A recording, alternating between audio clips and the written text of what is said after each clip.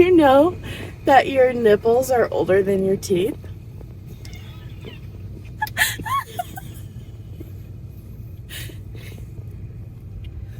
That's awful. No, I think it's pretty good. Hi, my name is Winnie, and my life is pretty crazy. It all started when my parents, Brian and Lily, bought a school bus, with the plan to convert it to an RV. And I guess we're all gonna fit in there and live in it. Anyways, follow along and watch with me as they build this thing and probably make a lot of mistakes. Okay, bye.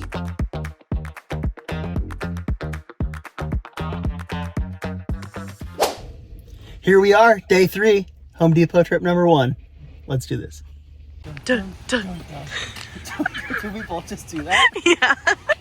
Home Depot.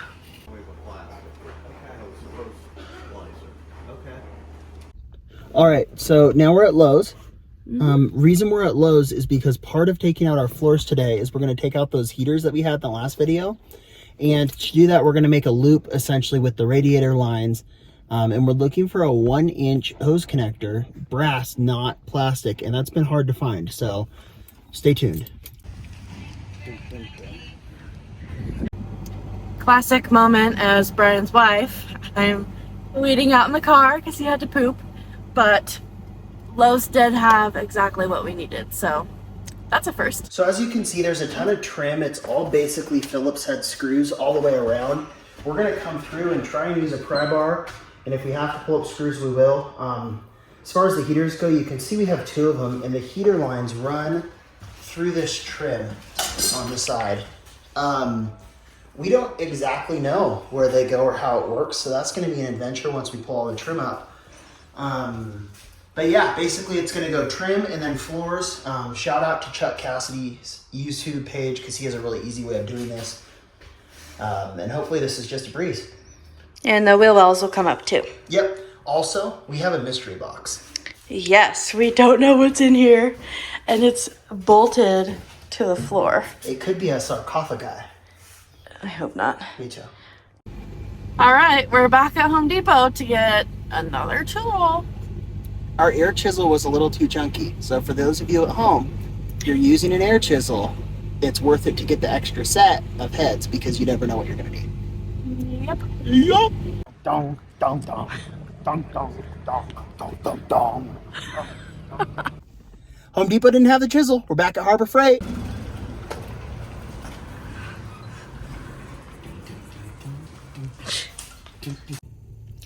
So Harbor Freight didn't have what we needed either, so I think we're just gonna make do with what we have.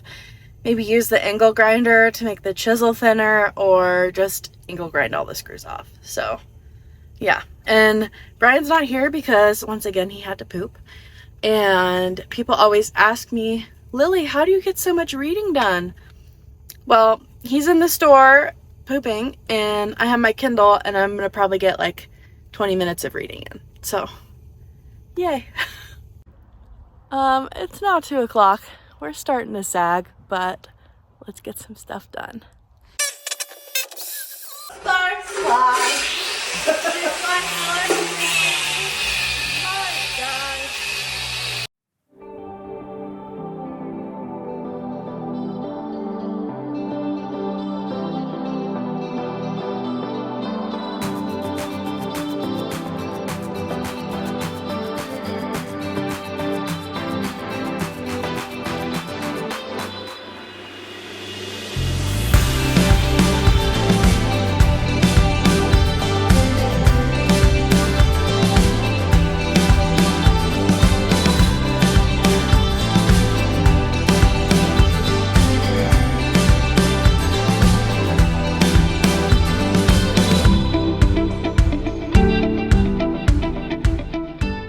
Taken off all of the covers on these 2 heaters, and we found that there's obviously a 3rd heater at front that I didn't consider going to the driver. I don't know what this is. It looks like wire conduit. Yeah, it's definitely wires in there. So this is probably the electrical to these heaters. Good to know, but not important right now. Because what we're doing is we're removing these radiators. We haven't seen anybody on YouTube do this on a rear engine bus. So we called our friend Parker, who's the best car guy in the whole world, and he helped me walk through it. But these are running in series. What that means is it goes from the engine to heater 1, through heater 1 to heater 2 to the driver heater. We're not worried about the driver heater. We were going to take it out anyway. So what we're going to do is follow this back. Basically creates a long loop with 3 pauses. We've got a hole there right under this window. Now we're going to go outside the bus and I'll show you where that hole leads. Rear engine buses, the cool thing is there's a ton of room back here to work on them. As you can see, these 2 are from that same hole. Right under this, there's no secrets, there's nothing going on. We traced it all the way back 3 times. What I'm going to do is cut right here and cut right here, let the coolant drain into that bucket, and then we bought 4 because we're silly like that. I thought I'd have to do 2 for each here. We got a 1-inch to 1-inch connector. A coupling. Fun fact, if you're looking for these, they're super hard to find in the 1-inch. We actually found them in the well section. It's brass because we didn't want to have to deal with PVC and it breaking. I'm not a car person. I have very little idea what I'm doing. So let's just keep that in mind here. Got a couple of pipe fittings here we're going to throw on. And yeah, it should be pretty easy. I'm literally doing this with an X-Acto knife. So let's get sloppy and see what happens.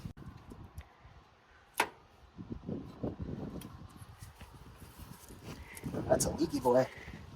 It's a very full boy is what that was.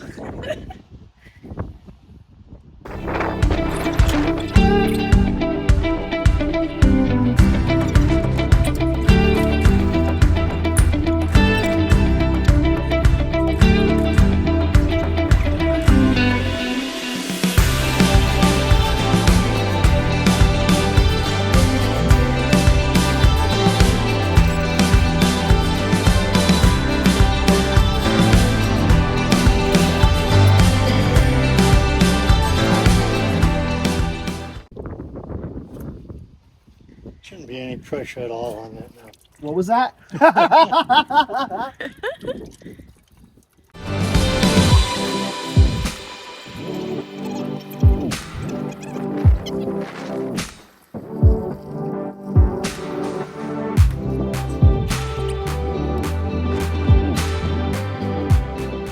Oh, she wrote there. I think we just did her first big job, babe.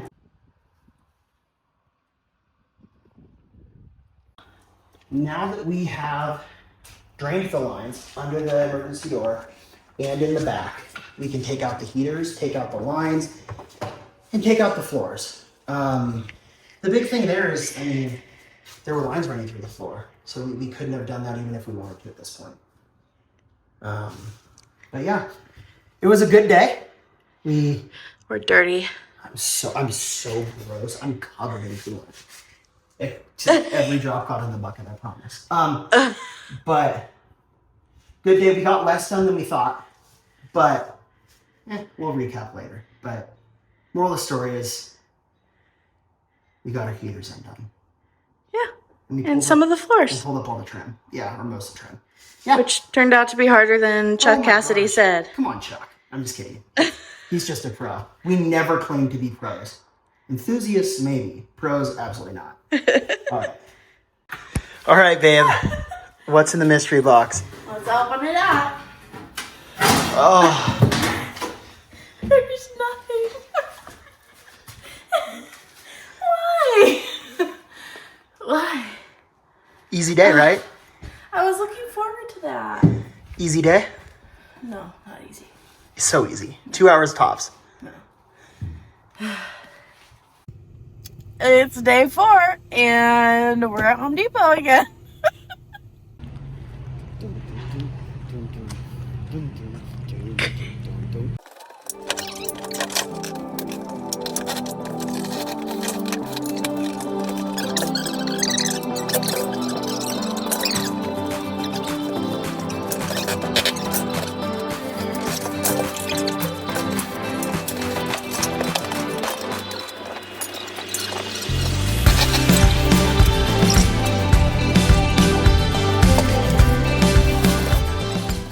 Here's what just happened.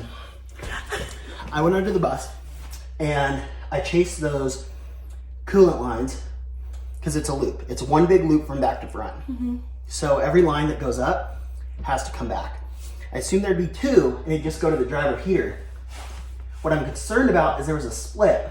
My biggest mistake, and hopefully it doesn't cost us, was, I just took a hose bath too. Yeah. My biggest mistake was not checking the termination end on that. I should have checked that before we cut anything. Yeah. Got a little excited. I'm not a mechanic. So here's my thought. I'm gonna pull apart the dash as little as possible, just to make sure I can see where they end, because it looks and sounds like they're coming up from the dash.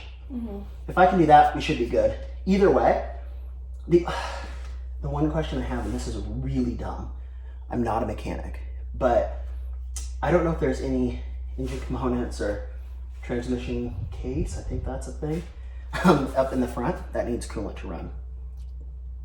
Hopefully not. Our radiator's connected though, so I did that one thing kind of smart once.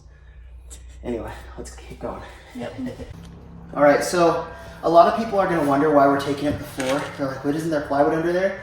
Well, this is under just the driver's seat area. This is the best option if you don't take up your floor, is that you're gonna have gigantic pounds of crud under there. Even worse is there could be rust spots, and we just wanna know what we're dealing with before we get to it. So that's why we're taking up our floors. Okay, so here's what you've missed. Dad came out, helped us pull out our driver's seat. We took the trim off the outside. I also went under the bus and cut all of those lines, traced them all out so we don't have any radiator lines. There is that little U there, just couldn't get it out, didn't want to deal with it. We're gonna take it out when we take the floors out. Which, because we've swept, my wife swept because she's wonderful, and because all of the trim is out of the bus, it is finally time to pull up these floors. Yay! Let's get after it.